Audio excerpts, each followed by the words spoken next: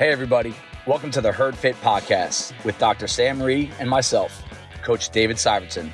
This podcast is aimed at helping anyone and everyone looking to enhance their healthy lifestyle through fitness, nutrition, and most importantly, mindset. Welcome back to the Herd Fit Podcast. I am Coach David Syvertsen. I'm here with Dr. and Coach Sam Rhee, and we are in with episode 2 on our awesome special guest. He crushed it last week, Sean O'Hara, Bison Beast.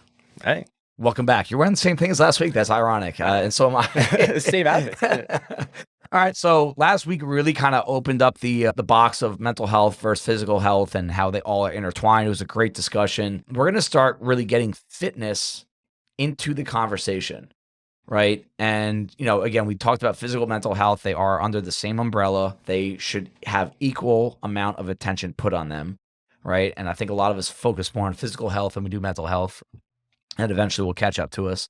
But now how does fitness actually tie into either the struggle of mental health or all the benefits of mental health, right? Like, again, we don't only want to put a negative label on mental health talk, right? There are a lot of positive mental health outcomes of fitness, all right? And I really want to get into that. But also, we just talked off camera before there are some negative situations that come from mentally, that come from the gym that from the outside, the perception is positive. And right. we need to open up the box a little bit and get a little deeper than that. So opening thoughts, Sean and Sam, on using fitness as a tool to combat mental health issues or to strengthen mental health growth. Just like anything else in life, I think we can see this as a good, it can be good and it can be bad, and it can be bad if it's overdone, but fitness can be such a release, such an escape, such just a big tool for somebody to take a half hour and a half to get themselves together, to collect their thoughts, to get some frustration out, to get some stress out, to get out of what they are currently going through.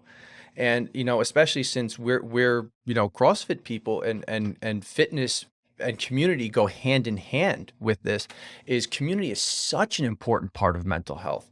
And by immersing yourself into this fitness area, you immerse yourself into a community. And when you're in a community, that's only going to help you with your mental health. So those kind of fitness and community go hand in hand. And that's such a large tool to help you go about your daily mental health in your everyday life. Yeah, I love that. Fitness and community. That is all about what CrossFit is. We talked earlier about the mind-body connection in the last episode. This is the body-mind connection. Now you see what I did there? Yeah. So I've seen if your body's in really poor shape, it's going to be so hard for you to get that mental health right. It can only worsen if your body is not in good shape. And I have seen so many people use their improved fitness of their body to work their mind into a better spot. And when you start focusing on what does it take to get my body into a healthy position, a lot of that is really also going to also help your mind.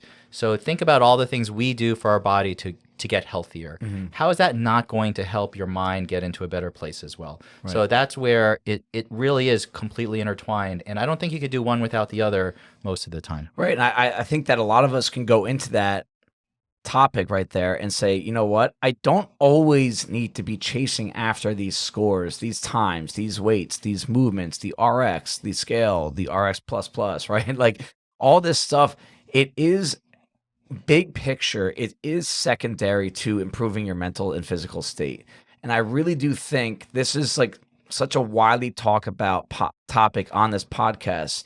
And I think the reason why this always keeps popping back up, Sam, is the fact that we see it from the bird's eye view of the short-term results of PRing this. You could take away performance. I look like this. I got so lean that I had, I look like this in these pictures, right? Blah, blah, blah, right?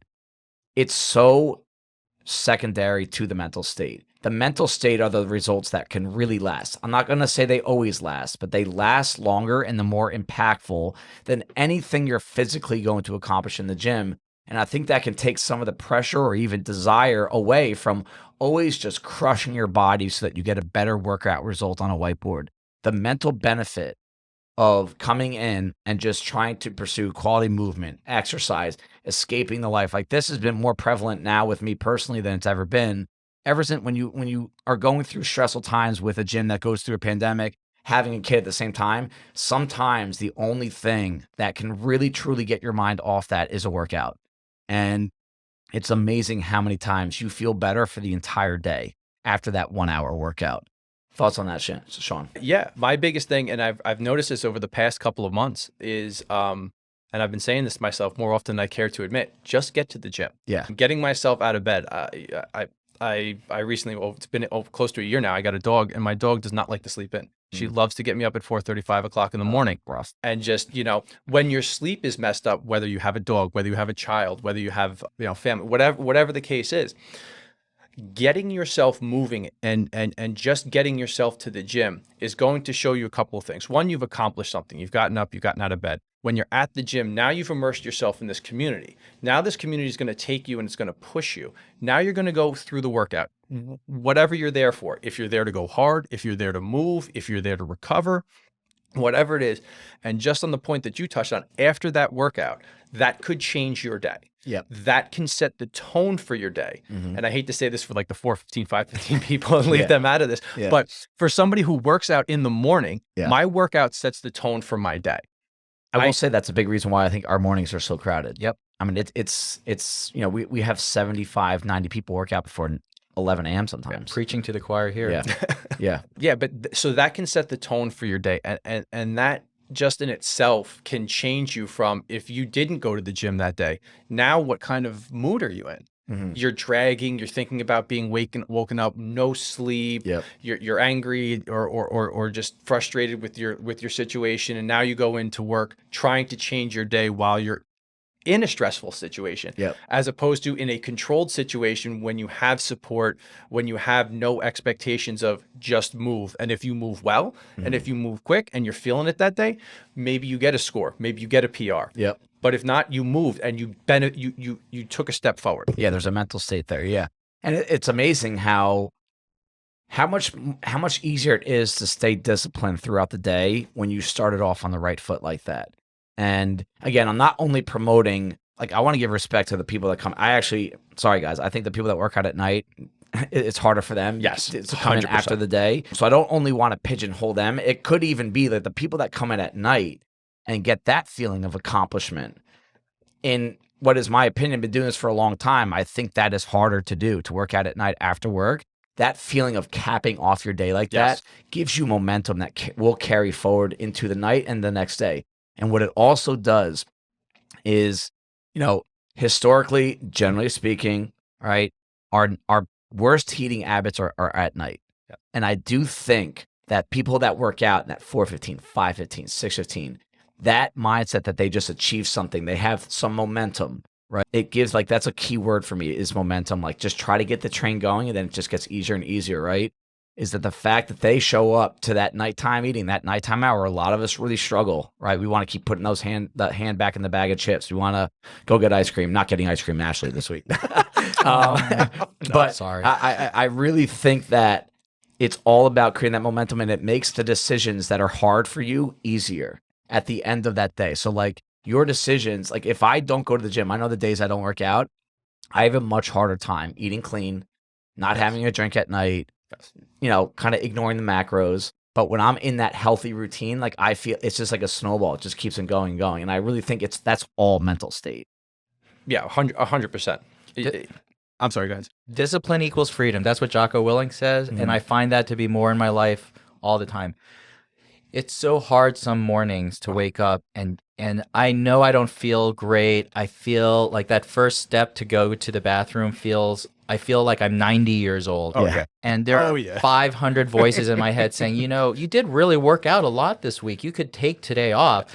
But if I'm not feeling injured, and we talked about that, the difference between being sore and being injured, like, if I'm just sore, I know if I get myself to the gym, I will do better And that's discipline. It's not how I feel. It's not like I feel good, I'm going to go to the gym. It's I feel like crap, I'm going to go to the gym because I know ultimately that's going to help, like you said, Set up my every other aspect of my life. Right. And both of you guys, it's so funny how we all sort of came to that conclusion, maybe for different reasons. Maybe it's for mental health. Maybe it's because we're pushing performance. But, maybe it's just for fitness. But doing those things for yourself, even when you don't want to, gets your mind in a better state. And at that point, you can also start to address some of the harder things that you might have to deal with Right. from an anxiety standpoint, from a depression standpoint. That gives you, like you said, the momentum to deal with these issues. Right. Now, the focuses that you can create in your life, because now all of a sudden you're very into fitness and working out. And again, CrossFit is, at least to some degree, for everyone, is performance-based, all right? Some more than others, but to some degree it is performance-based. It makes you live a healthier lifestyle. Let's touch on that a little bit, Sean, in relation to the mental health still, right? The focus that one needs to put on their nutrition so that they perform well at the gym, but also how that's going to impact the mental health big picture. Sure. So we just got done in the last episode. We talked about how the mind can affect the body and how it can have physical manifestations within our body. And hand in hand with that is we can help combat that tremendously by our nutrition. Yes. In the food challenges that we've done, and I guess this is, again, part of getting older. And, I will say this, being the youngest one in the room, I'm still getting older by a couple of months. Yeah. I'm finding, again, things that are no longer tolerable with my body. I have found out that I am lactose. I have found out that I have a severe sensitivity to peanut butter and to peanuts in general. And I would not have really put that together if I had not started on A, the nutrition trip, and B, figuring out what was going on with my stomach. Right. Because a lot of times we go to the doctor, or we don't want to go to the doctor because we're afraid of what they're going to tell. Yeah. We don't want to know what a doctor is going to tell us. You have to stop drinking this. You have to stop eating this. You have to start doing this. With nutrition, I found that when I eliminated peanut butter, when I got off of dairy, when I started to actually focus on putting things into my body, not going full macro, not going full paleo, not just starting to slowly dip my foot into more responsible eating, I found that it was making me feel better. And the anxiety that I was getting was actually not manifesting itself in my body as much. Is that this sharp pain in my stomach was less. Okay. That nutrition had a direct impact on the physical manifestations of what was going on with my anxiety. I could drink a cup of coffee again and not have my blood pressure go through the roof. Yep. So that was a big aspect of helping. Yeah. The physical aspect. Yeah. Of I also think, you could tell me if I'm wrong, right? But Sean, you do care about your performance. I've seen you, Yes. Like with like the muscle ups, and Sean has signed up for the next level engine work, and shameless plug. No, I'm just kidding. No, but like Sean is a guy. I've said this on the lap episode. Dude gets after it, right? He might not always be thrilled with like his result of trying to get the muscle ups, but the dude always gets after it. It's commendable. It's respectable. And so because Sean cares about performance and he wants to be able to accomplish things, right? He will cut certain things out of his diet or certain habits out of his life so that he can perform better at the gym. So like on the outside, from a coaching perspective, from your perspective on the outside, it might be like, maybe even Sean's perspective, I'm going to cut this out of my diet because I want to feel better at the gym and perform well. But what that's also doing is like there's going to be a carryover into the mental state, because at least part of Sean's mental state is how he felt like he performed, right? It all can circle back to the fact that if he got the diet clean and he kept it clean and it created discipline, now all of a sudden the muscle ups are easier, and his, we don't have to get into this too much, but Sean's muscle ups have come a long way. Like they're much better, even than they were a year ago. Yeah. Oh yeah. Sean's output on the rower and the bike is much better than it used to be, right? And he's intentional with how he works out. There's a lot that goes into that, but because he's focusing on that, the diet got changed. Because the diet got changed, this helped out his GI tract and this helped his mental state. And I really think everything is so tied together. It sounds like a two-hit hypothesis for me. So you have these pains in your gut be, because of the anxiety that's manifesting, but you're also dealing with a lot of inflammation, or what a lot of people would say, this was very pro-inflammatory for you. All the dairy, all the peanut butter that wasn't going well. So now your gut only has to deal with the anxiety part of it. You're getting rid of a lot of this pro-inflammatory stuff, which your gut can't handle all of this. Right. Exactly. And so you're reducing the amount of stress on your digestive system, and it's allowing your body to handle what's going on mentally better. And then which is what fitness does too. So a lot of the issues that you see, like these scientists hypothesizing, is that, like, for example, cancer doesn't arrive from one hit to the system. It's usually two. So it can handle, say, one mutation. It can't handle two mutations. And that's when things start to go awry. And that's the same thing. You're giving yourself more reserve in your body by making it healthier to deal with these stressors that you have in your life. Yeah, absolutely. It's amazing if you're focusing on just one thing and you change one thing, on how many different aspects of your life that one change could possibly make to you. Not all the time, but in that case, my diet helped change two things for me. It helped my physical health, and it also then indirectly carried over into the manifestations that my mental health was giving me, which then, again, going back to that circle, it helps it slow down the circle a little bit. And now I'm not so anxious about being sick when I'm going to, some type of event, or when that anxiety kicks in. Right. Now it lessens. Now I can deal with it more. Now it's easier for me to sit there and say, okay, now I'm going to go face the day, or go do this, or, in certain situations. I don't want to give his name, but we had a member at, I think it was like 2015, 2016 era at the old space. And he was, a little bit of an odd character, but very nice, respectful, worked out well with us, fit in. And I had never known the impact of working out on anxiety. I had I hadn't been exposed to that yet, other than like, hey, I'm happy, or hey, I'm upset, or hey, I'm angry. Never went like deep into like medication. And he said he had been on anxiety medication for 12 years at that point. And he said he went back, and I guess there's something that is measured with him and his doctor that measured how much medication he would be on. Mm-hmm. And he said that after a few months of CrossFit, they cut his dosage in half. And then after another 3 months, they took him completely off it. And the only thing that changed in his life was the fact that he was working out on a regular basis with a group of people. Yes.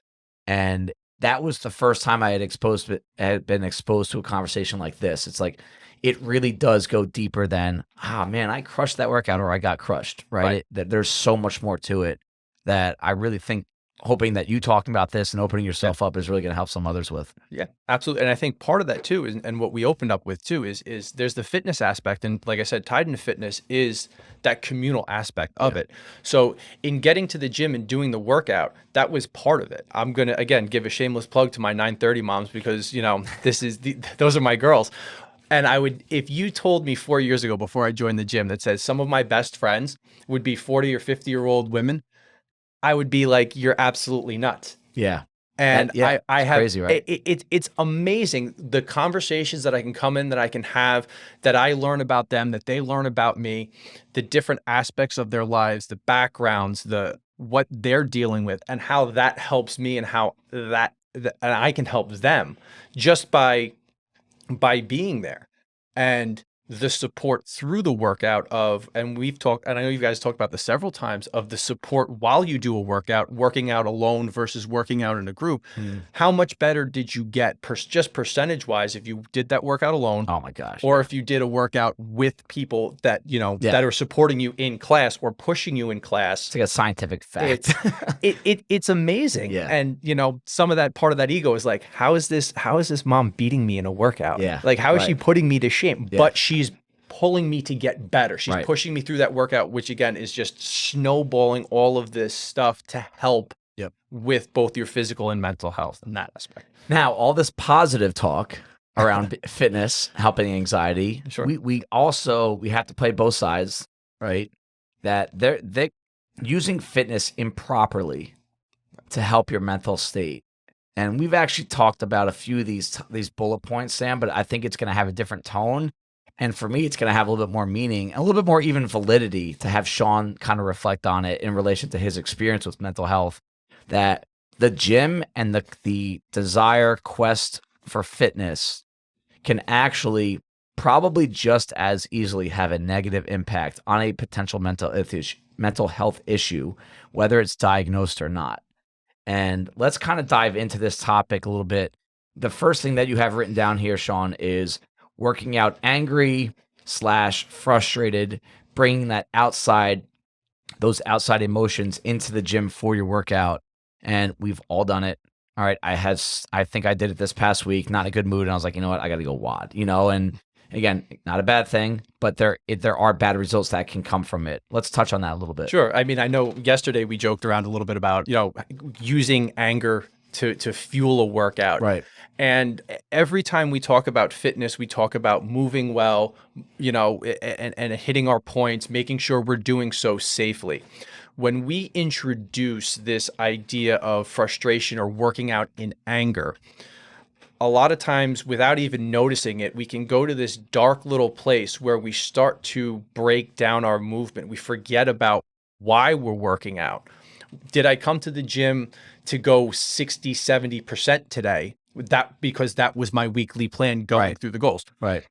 Did I come to the gym today to work on my movement pattern to make sure I'm hitting these points and these standards that coaches have been teaching and preaching about? We've been doing a lot of snatches lately about, am I hitting these points on my snatches?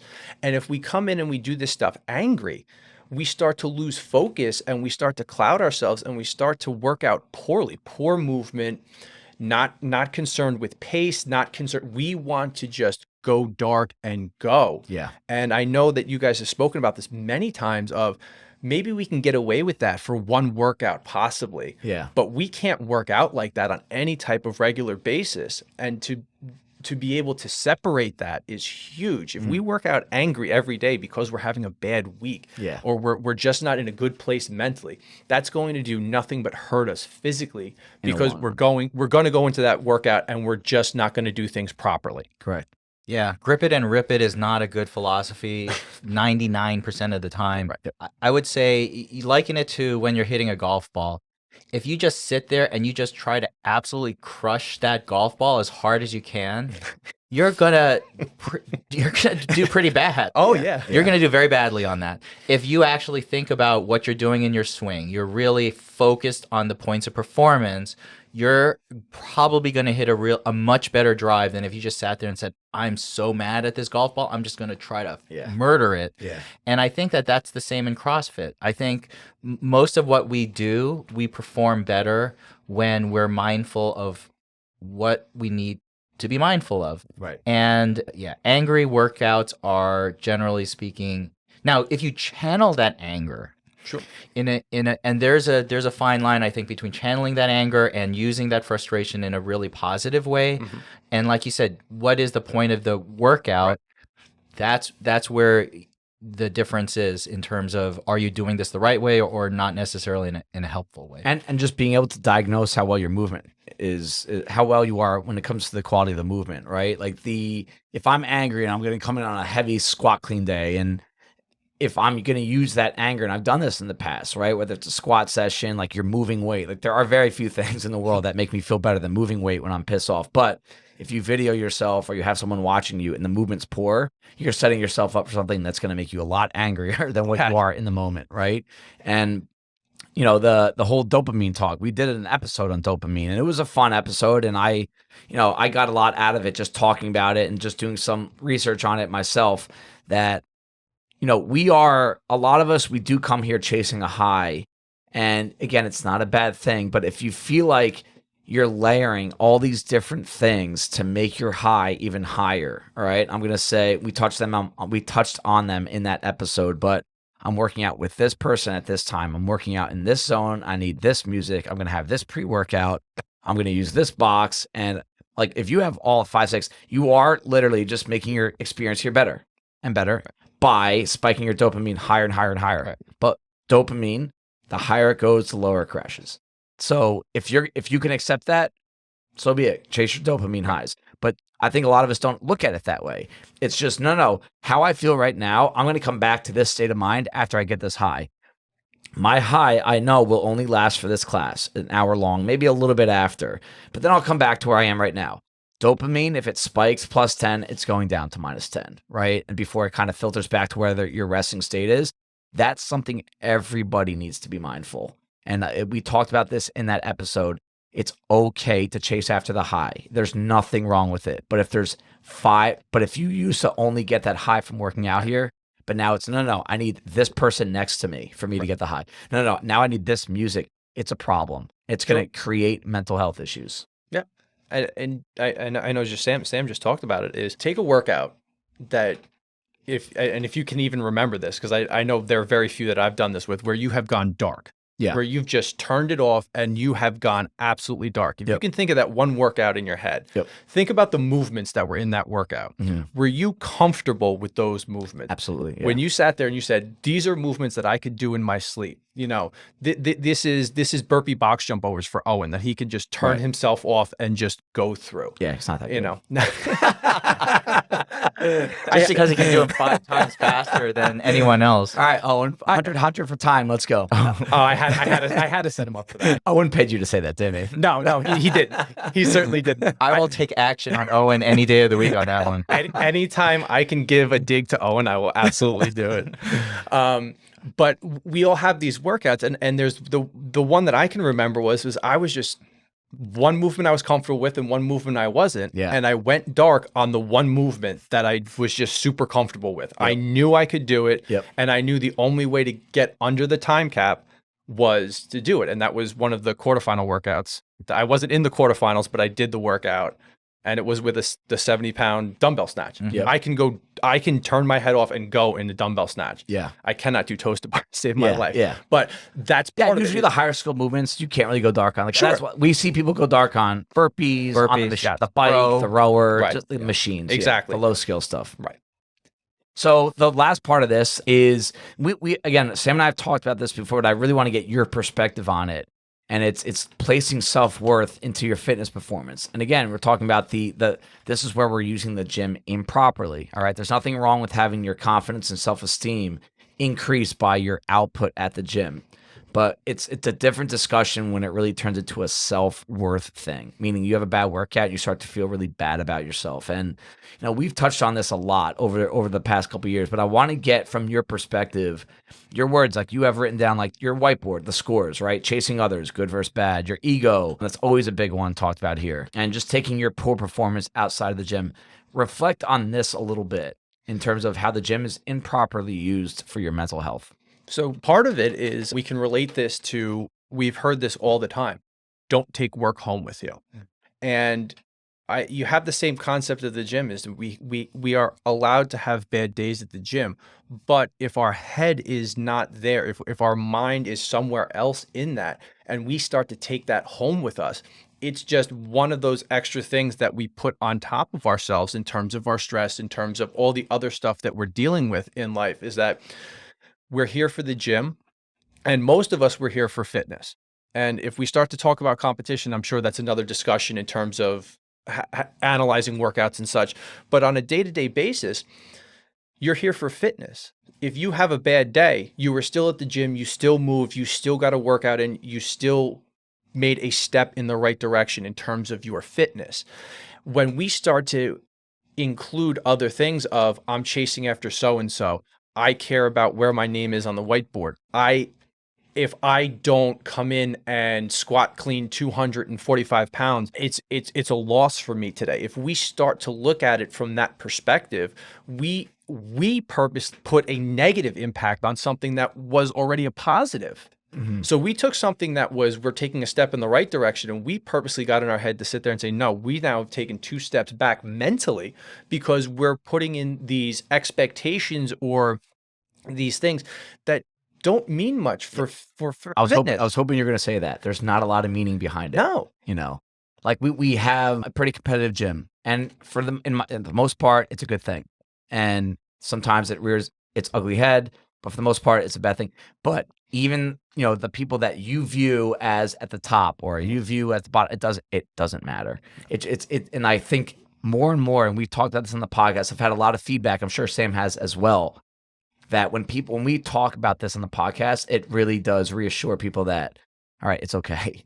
That like it sounds funny if you're not involved in this world. Like if you're not a CrossFitter and you don't like, why do they care so much? I get why someone would think that, but as time passes, and if you're really cognizant and mindful of what matters here and what doesn't, how fast or how much weight someone moves, it's not that important, and you won't even be thinking about it down the road. I was hoping you were going to say that. You know, that really resonates with me what you said, because it's really sad when you take something positive and you take that and you somehow twist it into a negative, which is what I've done a lot of times when I've come to the gym in the past. My feeling of how good I felt after going to the gym mattered if I was faster than a certain person, or even if I wasn't looking at someone, but like you said, I did not hit 215 on a squat clean, and I was like, you know what, I really should have hit 215. I didn't hit it, and now I'm fuming about that all day. That is so counterproductive to the positivity that I really should be taking out of a gym. Now listen, on some level, the fact that I'm gunning for whatever that number is good for those snatches on Friday. Yesterday. Was it yesterday? Yeah. Oh yeah, actually no, it was 2 weeks ago. Yeah, that's right. I got it right. Yeah, I was trying to do the podcast math. I had 155 in mind because that's normally what I've hit, and I was able to hit 165, and then Adam Hawkinson hits 175, and maybe 2 years ago I'd have been like, man, that effort hit 175, and I didn't hit 175. I could have hit 175. I'm going back to do the class again. Right. But the fact that would have taken joy away from the fact that I actually hit 165. And even if I only hit 145 for whatever reason, if I gave it my real effort, that's really where my joy and not joy comes from now. Is, did I really give it the effort that I needed to give?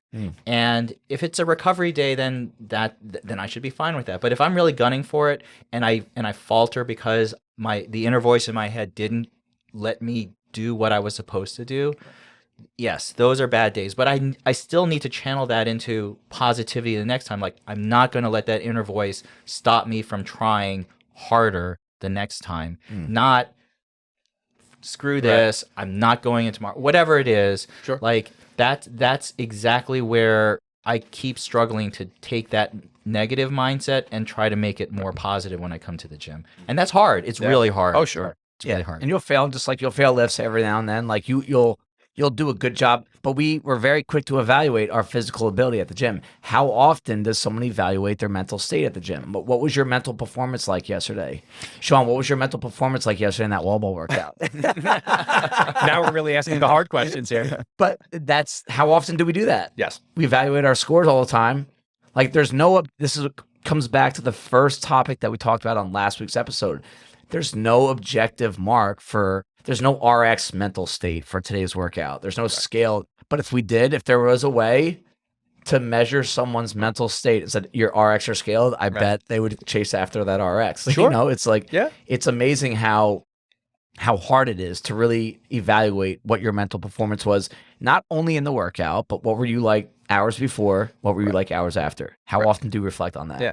It's funny you brought that up, because I was just thinking about the same thing of, like, we talked about our mental aspect after our workout. What's our mental aspect like when we're working out? Yeah. What's going through our head, when we did that? And when I was sitting down and I was writing some of this stuff out, I immediately got thrown back to, it was one of the open workouts. I think it was the one where we had a lift and then we went into a workout, or vice versa. There was bar muscle ups in it. Wait, when was this? This was Yeah, there was a 3 rounds, and the last one was a bar muscle up, and then after that it was a max, like a max clean or something. Yeah, clean and jerk. Or no, that was it was the complex one where we had the. Are you talking about the open? Yes. Okay, yes. so it was the workout that had front squats, rig, thrusters. The movement on the rake changed every single time. Yes, it got more And then after complicated. that, you had 7 minutes to find a max deadlift, Yes. hang clean, squat clean, Yes. jerk. Yeah. I knew that if we jogged Dave's memory, pulled a whole goddamn workout out of his head. Just try to give him enough information yes. and take that out. And I remember doing the workout, and there was a whole bunch of people there. And I remember this is 2 years ago, right? 2021 in a mask. Yep. So we're in masks, and I'm on doing bar muscle ups at this point, and this is going back to when I was first sniffing bar muscle ups to where I got enough to think I could do them a lot. And I remember failing a lot. Yep. I remember. Yep. I think I hit one, and then I was failing, and I was so frustrated. My mindset changed due to the frustration of not hitting this, when in my mind I was like supposed to be hitting this. And I remember Dave came up to me, and I'm like hunched over, I'm getting my breath, mother effing myself left and right. Yep. And Dave comes up to me, and again, this is know your athletes, know how to coach your athletes and stuff like that. Dave came up to me, and in my ear, he said, "Now's not the time to be frustrated. You can be frustrated later," like in a very stern, strict tone, because that's what I respond to. That's how I respond to that. I crave that when like, get your head out of your rear end and let's do this. No, he says that to me all the time too. And after that, I rattled off 2 in a row. I think I wound up with like 4 or 5 on that workout for that entire workout. And I remember Deb T came over to me afterwards and said, "Did Dave just yell at you?" I said, yes. I said, my mind was so in a place where it had no business being. If I was going to even think about hitting muscle ups, where I was frustrated, I was done with it. I was woe is me type of a thing. Yeah. And in the middle of a workout, how your mindset can change and change your workout is another thing that is incredible. I'll say the easiest thing for everyone to remember is your mindset's going to help or hurt your workout. It's not going to be neutral. Your mindset will help or hurt your workout. Then that's it. I don't want to say anything about it, because like if you are performance centered, again, there are people here that are people aren't, but if you are and you are chasing after a score, time, a weight, blah, blah, blah, what you're saying in your head is going to help or hurt you. It's not going to keep you the same, I promise. So if you want more help, fix your effing mindset, right? If you don't, and again, don't want to be insensitive, there are a lot of ways to do that. Yes. We need to talk, listen, but that's the solution, okay? If you don't want to care about your performance, if you don't care how well you do, then have negative self-talk, and that's where your results will end up. Again, just like I said in one of the previous episodes, he's one of the best wartime consigliaries you can have. He'll just get in your ear and tell you exactly what you need to get going and finish that GD workout, basically. Yeah, for sure. All right, guys, that was an awesome topic. Sean's crushing it, so we'll have him on for next week as well. We're going to wrap up this discussion, because I think the next discussion, just looking at the outline, is going to be more about, all right, like let's what we're here for. We're going to help. Like if a lot of this stuff is speaking to you, we're going to come up with a lot of different ways to help you out / help yourself out, at least get that ball rolling. And we'll see you next week. Thank you, everybody, for taking the time out of your day to listen to the Herd Fit podcast. Be on the lookout for next week's episode.